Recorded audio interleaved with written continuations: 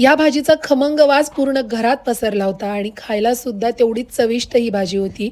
ही भाजी फक्त आसाममध्ये मिळते आणि कोणती ती भाजी आहे चला मी तुम्हाला सांगते. ही पेरूसारखी दिसणारी भाजी आहे. याला चायोटे असं म्हणलं जातं. आसाममध्ये स्पेशली ही भाजी खाल्ली जाते. आपल्या महाराष्ट्रामध्ये ही भेटत नाही. मला वाटलेलं सुरुवातीला की ह्या एवढ्याशा भाजीचा एकदम थोडीशी भाजी बनवून जाईल किंवा बटाट्यासारखी वगैरे चव असेल याची, पण नाही, याची चव वेगळीच होती. खूप छान अशी चव लागली याची. या भाजीचे सालं खूप जाड असतात, तर ते काही केल्या शिजत नाहीत, त्यामुळे त्याला काढून घ्यावं लागतं. मी अगदी साध्या आणि सोप्या पद्धतीने ही भाजी बनवली. यामध्ये कुठलेच मी मसाले एक्स्ट्रा ॲड केले नाही, ना कांदा, टमाटर. तर आसाममध्ये ही भाजी डाळीसोबत, चिकनसोबत बनवली जाते. इथे हे लोकं याचा एक रस्सा बनवून सूप किंवा झोल म्हणतात त्याला.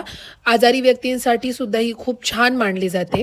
आसामीज लोकही या भाजीला जास्त करून अगदी साध्या पद्धतीने बनवतात किंवा बॉइल्ड करून पण खातात.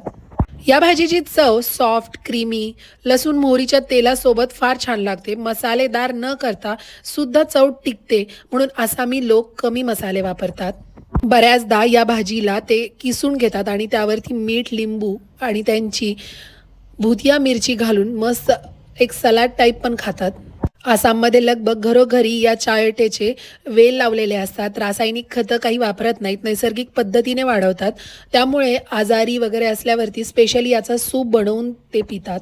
प्रेग्नन्सीमध्ये बाळाच्या मेंदूचा विकास चांगला व्हावा म्हणून प्रेग्नंट लेडीला तर स्पेशली ही भाजी खाऊ घातली जाते. स्किनसाठी सुद्धा ती तेवढीच उपयुक्त आहे. आपले शरीर थंड ठेवते आणि पिंपल्स, उष्णतेचा त्रास ज्यांना असेल त्यांचा तो पूर्ण कमी करते. चायोटेचे फळं, पाने, वेल ही आणि बी हे सर्व काही खाण्यायोग्य आहे.